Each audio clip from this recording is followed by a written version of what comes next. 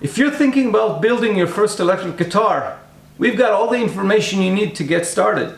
There are a lot of decisions and information you need to know, and by the end of this video, you'll have a checklist that'll give you everything you need to get organized. So stay with me. Let's build some guitars.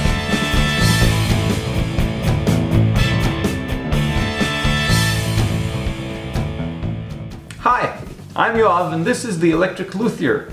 Today we'll go over everything you need to know before you get started building your first electric guitar. There are many considerations, information, tools and techniques you need to collect before you get started. I've collected all of them to make things easier for you. We'll go over the design aspects of the guitar and we'll go over the specs, and there are a lot of them. Before you get started, you need to make sure you have all the parts you need and all the tools you need.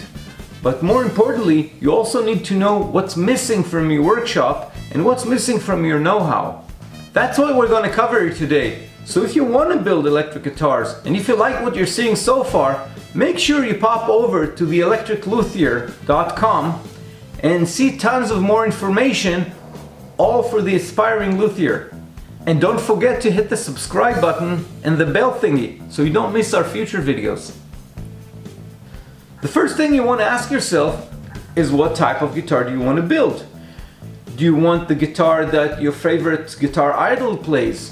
Do you want the guitar that reminds you of your first kiss because Bohemian Rhapsody was playing in the background? Or maybe you want to build an original guitar and show your creative skills. You may also have that Franken guitar in mind with all the specs that you like and all the bells and whistles. It's all up to you. Whichever path you're taking, you want to be prepared and pack everything you need when you embark on this journey. As a side note, if you are going for a replica, it will make some things easier for you because all the specs are there. All you need to do is find what they are and copy them. On the other hand, you have less room for improvisation and customization because you're shooting for something very specific. Design is the first and wonderful thing you want to consider. What type of body do you want? What type of neck do you want? The headstock. What is the overall look going to be? What style of guitar is it going to be? The character and look of your guitar is very important, but it also has practical implications. The material you use makes a difference. Maybe in your area the specific wood that you want is not available and shipping is not an option. Some materials are much harder to work with. Maybe you don't have the right tools to handle it. This is the point where I would start making drawings of your plan. Now you can use a graphical software or a CAD, or you can just hand draw on a large piece of paper. You can find plans on the internet for a lot of guitars you know, or you can make a complete original. Whichever course you're taking, make sure you plan it and draw it to scale. It'll make things much easier for you when you come to create templates or transfer the plan to the wood.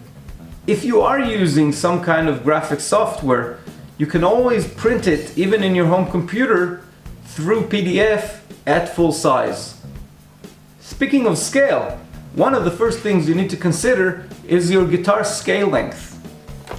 The scale length is the part between the bridge and your nut. Scale length is defined as twice the length between your nut and your 12th fret. The scale length affects the playability in a significant way and has a lot to do with the feel of the neck and the strings. Longer scale will require higher string tension to achieve the same note.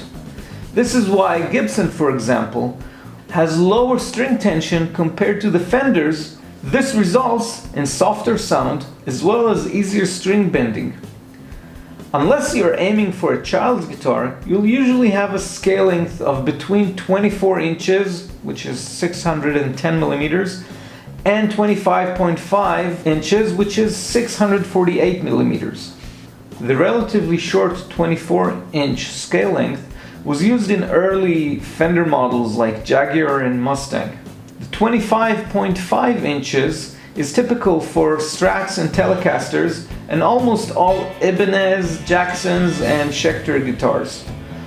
Most other guitars are somewhere in the middle with Gibson guitars pretty much sticking to 24.75 inches, 628 millimeters in all their guitars. Longer than that are scales reserved for either baritone or 7 and 8 stringed guitars, which would have a very loose lower string if they were shorter. There are also multi-scale guitars, also known as fan-fretted guitars, which will try and give the lower strings a longer scale length and a shorter one for the high notes, and in a way accentuate both the high and the lows while maintaining a more even tone and overall string tension. Leaving the math aside, I would refrain from building a guitar like that if it's your first build. Let's stick to the normal scale. If you're not sure which scale length to go with, just go with the guitar that you feel most comfortable with or the one you like the sound of. Chances are that'll be the right one for you. Whichever scale length you're using, make sure that your frets are going to be aligned in the right place. They're a little different for each scale length. For more about scales, including scale length charts you can download and use, just pop on to theelectricluthier.com where we have tons more information, and look for all you need to know to build your first electric guitar, or find the link in the description below. The next thing to consider is the number of frets. Most guitars have just 22 frets. Some players prefer 24 to hit those really high notes. Is more better? Well, not necessarily. On any given scale length, the position of the frets is set. So if we're going to be adding 2 more frets here, we're going to be pushing this neck pickup towards the bridge. But if you're pushing the neck pickup towards the bridge, it will slightly change its sound to a more clear tone, which is a bit more like the bridge pickup or the middle pickup if you're using 3 pickups like a Strat. The closer we get to the middle of the scale, which is the 12th fret, the bigger the string vibration and the thicker the sound. If you or the person you're building the guitar for is going to be using 24 frets and he likes to do that, that little sacrifice may be well worth it. But don't build a 24 fret guitar just because it sounds cool or because you can. While we're on the subject of frets, we also need to consider fret material and size. Most guitars come with frets from nickel silver. This is a standard metal that everybody uses. We know its sound, we know its properties. There are also frets from stainless steel. They're a bit harder. They're a bit harder to work with if you're the one building the guitar, but they wear slowly. So if you're the kind of person that wears out his frets pretty quickly because of your playing style, that might be a good option for you. Sound-wise, there's not a huge difference between the two. Some people say they can tell the difference, and the stainless steel ones give a slightly cleaner tone. As far as size goes, most guitars come with medium frets. More and more are using the jumbo frets. The benefit of the jumbo frets that it's easier to press, and if you're a light player, you may never even touch the fingerboard itself because a light touch is all you need to get that clean sound. On the other hand, if you have strong hands and you turn to really press those strings when you play, you're going to be pushing the strings out of tune every single time you play a note. Medium and low frets will give an overall smoother feeling when moving your hand on the bridge. So jumbo frets are not always better for everyone, and it's really up to the style of your playing which ones would be preferable to you size-wise. Another important component affecting the sound, and some would say the most important one, are the pickups. If you're not familiar with the way pickups work, I'll just say that they're not microphones and are not designed to receive sound. What they do pick up are the magnetic vibrations. The basic unit of a pickup is the single coil pickup, which is what most Fenders and early Gibsons had until the introduction of the humbucker. In '55, Gibson introduced the humbucker, which actually has 2 coils, but one of them cancels the hum of the other, hence the name, humbucker.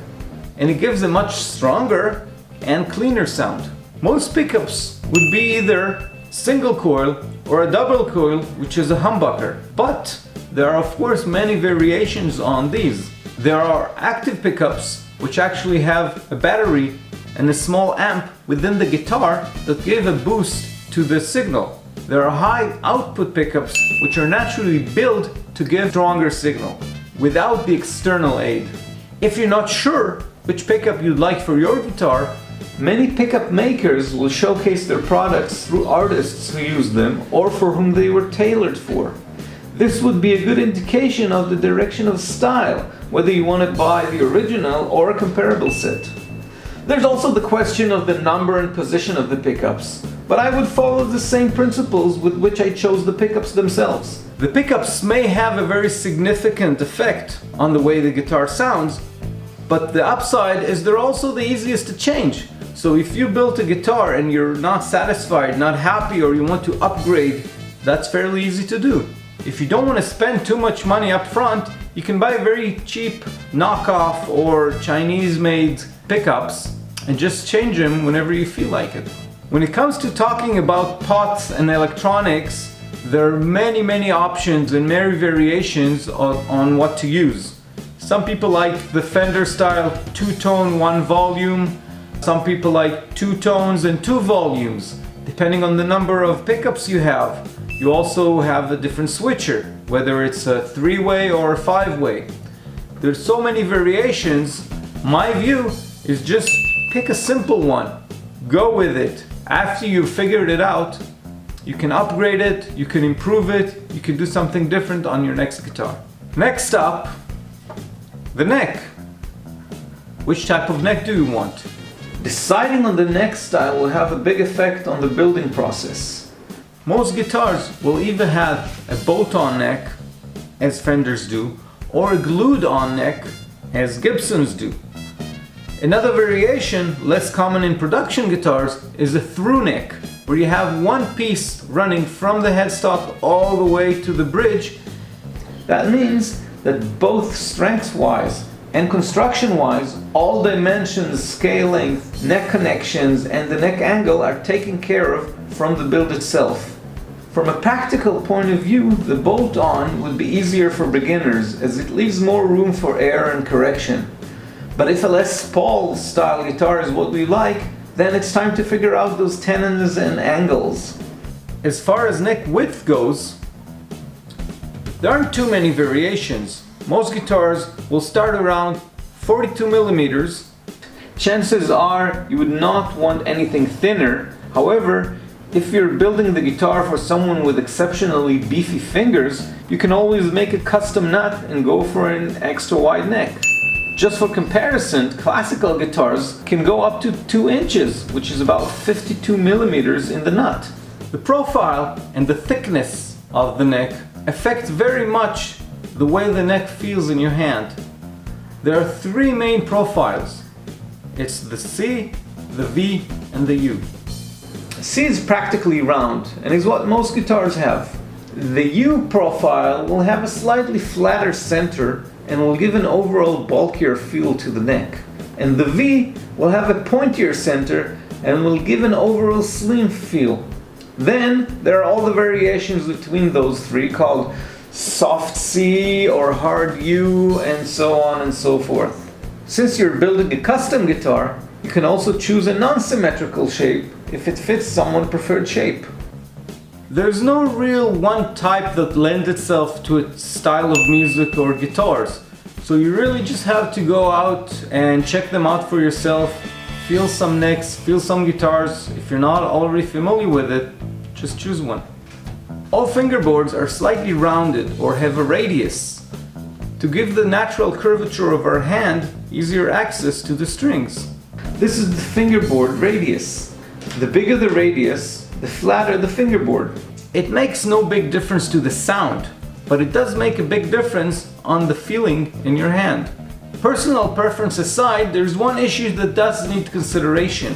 Overall, a flat fingerboard, which means larger radius, will lend itself better to very fast playing and solos. The curved neck and the lower radius are easier for chords, especially barré chords, and are a little easier to play rhythm with. In very extreme bends, A tight radius, meaning a rounder neck, will tend to buzz more than the flat ones. Starting from the smaller radius, Fender takes the lead with a tiny 7.25-inch radius for most of the early guitars. They only switched to the 9.5-inch radius in the 80s and still make them on the majority of their guitars. Fender is still today the company with the tighter radius fretboards. Gibsons have been very consistent over the years and have a 12-inch radius on pretty much all models. Most other manufacturers use different radii on different models, ranging from 10 inches up to 16. Ibanez probably has some of the flatter production necks with as much as 16.9 radius on Steve Vai's signature gem. Some guitars have what's called a compound radius, where they start with a tighter radius closer to the nut and grow the radius to have flatter fingerboard closer to the pickups.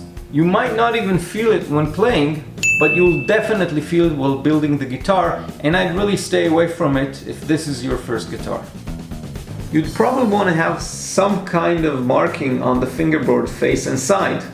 So whether you go for standard dots or the classical Gibson squarish mother of pearl inlays, or even if you choose to have a more creative shape or material, you're probably going to have something on your fingerboard. The same goes for binding. Not all guitars have bindings, but if you like the look of binding, you can have it on the body, the neck, and the headstock. The colors are usually white, cream, or black, and you can also play with multiple colors and layers. Having to do mostly with design, you'd probably want your hardware to be somewhat consistent in color and material. If it works out, you may want them to fit the color scheme of the nut, the knobs, and maybe even the pickups or the pickup covers and rings. So we've covered pretty much everything that has to do with the neck.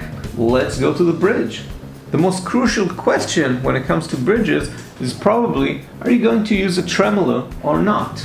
Whether you're planning on a standard Stratocaster whammy bar or a more sophisticated Floyd Rose, the routing of the body, the installation, and the setup is very different from any fixed bridge. If you're going for a simpler fixed bridge, it's also important to know which one. A standard Gibson style tune-o-matic will probably sit much higher off the guitar and may require different neck angles. That'll be important to know, or you may be stuck with a very high action or too low for your setup. On the other side of the scale, you have the nut. Your nut type and material is also something you have to decide on. Most guitars come with a standard plastic, but you can choose any other nut type or material. You can choose between traditional and more natural materials such as ebony, bone, or ivory. The natural materials are slightly softer and may be less consistent in density, being natural. They'll also tend to have a softer sound and less sustain. The man-made materials include the plastics, metals, and the locking nuts, which are also metal. Another option is a zero-fret, where the actual nut acts as a mere guide to the position of the frets and will have less, if any, contribution to the sound and pitch. Metallic locking nuts and zero frets will tend to affect the tone to a cleaner, brighter sound, which will be also more consistent with the frets. If we're going with a Floyd Rose or comparable bridge, you'll probably opt for locking nuts as well. And if we're already at the headstock, let's consider the tuners. Tuners don't really make a difference for the sound itself, but they do make a big difference to how you stay in tune. There are many choices as far as design goes, but other than going for either locking or regular ones, the choices are mostly between different colors, materials, or vintage. If you want to just comfortably read all this, you can head on to theelectricluthier.com and just look for an article called All You Need to Know to Build Your First Electric Guitar. Now we've pretty much gone through the whole checklist, and I've compiled a checklist for you, which I highly recommend you to download and print from our website. It's important to get all your ducks in a row before you get started. You don't want to be halfway through and realize you've missed something or had wrong measurements. And depending on the parts and hardware you're using, those mistakes may be quite expensive, so we'd like to avoid them. I'm going to just touch on tools because it's a big part of building a guitar. You can use manual tools, and people have been doing that for hundreds of years and building beautiful instruments. But whether you have a workshop that is fully equipped, or if you just have a jigsaw and a drill, there's some tools and materials that you're going to use that most people wouldn't have in their workshop. If you're thinking of building a guitar, you're probably thinking work is actually the fun part here. But how far do you want to take it? Do you want to spin your own pickups? Or are you like me and just like to build your own jigs for building the guitar? You can take it as far as you want and as deep as you want. But whatever you do, you are going to need some specific tools and some specific skills. It's very important to find out what you don't have and what you don't know before you get started. One of my next videos is going to be about tools. I already have an article in the electricluthier.com of all the tools you need to get started. Make all the decisions, gather all the information, buy all the parts and tools you need. Use the checklist I provided to guide you through all the little details so you don't miss anything, and make sure you know what else you need to learn. And after all that information and theory, go ahead, have fun, build a guitar. So make sure to subscribe and come visit us at theelectricluthier.com. Just look it up.